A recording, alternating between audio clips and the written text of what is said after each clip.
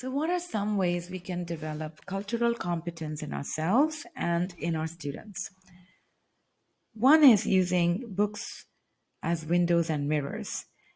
This framework was proposed by Dr. Rudine Sims Bishop, who published an article in 1990 called Mirrors, Windows, and Sliding Glass Doors.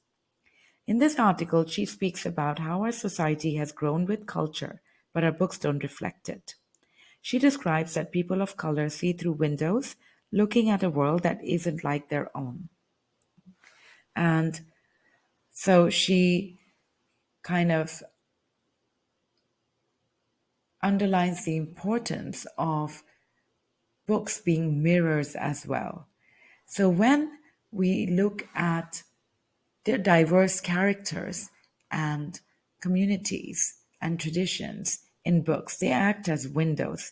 They help us learn about different cultures, develop empathy, and respect differences. On the other hand, seeing people who are more like us in any way is like being reflected in a mirror. And that's really important too, especially for our young children to develop their self worth, their self identity, and their self confidence. So I'll leave you to pause this video and read this beautiful quote by Dr. Bishops. There's also a video in this presentation about using windows and mirrors in your classroom. And I've used a picture book called Jacob's New Dress to show how we can do that.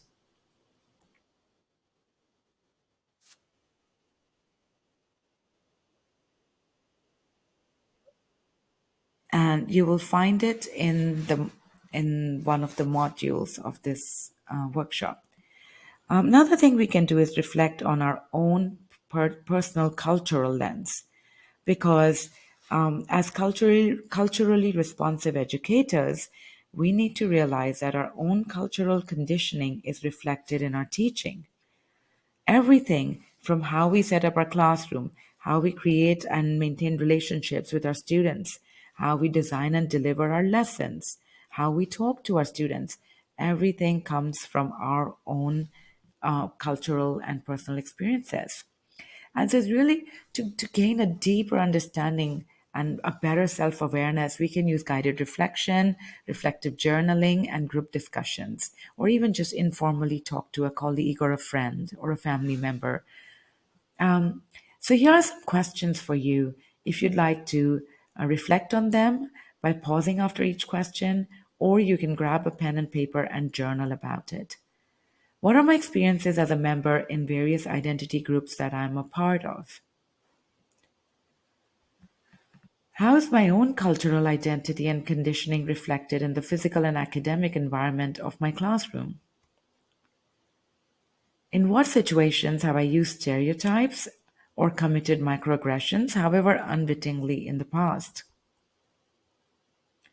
What are some of the institutional biases around me? And now's the time to go to our Jamboard. So once you have finished reflecting, take as much time as you need. You can then go to the Jamboard and grab the sticky note and finish the sentence. As I reflected on my own biases as a teacher, I realized that. Another related step we can take is to be open minded and curious.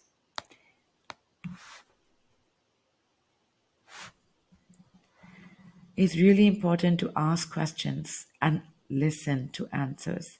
Really listen.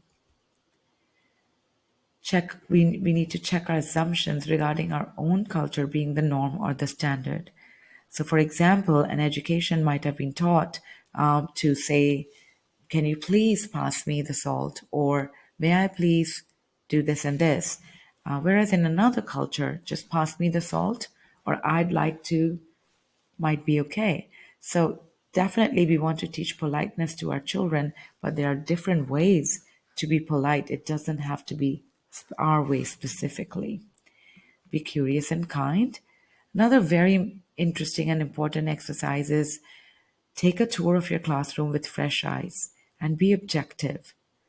Is each and every one of your child, do they find them reflected in your classroom, in the books that you have displayed, in the books that you read to them, in the posters around the classroom, in the art? Take an interest in students' lives around the classroom and learn about community ethos, events, and traditions. This is especially important because international school teachers, we move around quite a bit. How to choose diverse books. So use book lists. There are some great book lists linked with this in this presentation. And a good resource is We Need Diverse Books, a nonprofit organization. Gauge your students' needs. So, for example, I have quite a few divorced students who come from divorced and separated families who are having some form of social emotional issues, and so I I went to the library and did a search and found a few books. I read one of them, and I have to be honest, I was a bit apprehensive about how the students will react. But they were so open about it. They talked about how they have to divide their time with their mom or dad, and it was in such a matter of fact way. Even their friends in the classroom who go to their home for play dates, very in a very nonchalant way, mentioned, you know, about the family dynamics. Current global issues are an important reason for choosing a specific book or books. Personal judgment and experiences. We do want to step out of our comfort zone sometimes, but it's also important to honor ourselves. So we don't have to cover every single aspect of diversity through the books that we read. We can take baby steps and deepen this understanding as we go. There's another great resource. It's the Dermanspark's Guide for Selecting Anti-Bias Books. There are 8 or I think 10 things checklist. It's like a checklist. And I really find the first one very interesting, especially for early years, because a lot of time our students, they are not really reading yet.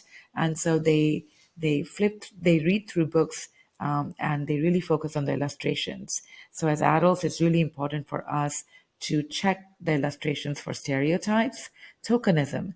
So are people of color just added in the pictures as a token, or do they really play an important part in the story as well? And invisibility. Involve family and community members. So this is in relation to the festivals. It's first of all, it's great to share how you celebrate a holiday or festival, and also invite families to bring a dish of their own. That is one way you can celebrate a holiday. Invite families or larger members of the larger community to share how they celebrate a festival. So rather than finding some ready-made crafts or making some cards, downloading some resources from the internet, it's really important to be really curious and find out the real experiences. Focus on the similarities between different holidays. So a lot of holidays have this motive of light. So you can highlight that. A few other common things to all cultures and many celebrations is food and family. Invite, this is really interesting, invite students to create their own holiday. And this way, each child's voice is heard because they can contribute, they can draw from their home experiences of celebrations and use that to contribute to this creation of a holiday with specific values and customs. Stock your classroom library with books that introduce students to different end of year celebrations. So not just so for example, it shouldn't be just one or two different celebrations, like not just Christmas, but a lot of different celebrations, and that can get conversations going, and that gives that really stresses to the students that all festivals and all cultures are important. And that's it. There are You can look at resources. They will be provide. They are here in the presentation, and do get in touch. This is my email. You can also connect with me on Twitter at Miss Hira Nandani or on LinkedIn. Thank you for listening to this presentation and being a part of it. I look forward to your contributions to the Jamboard. Thanks again and bye.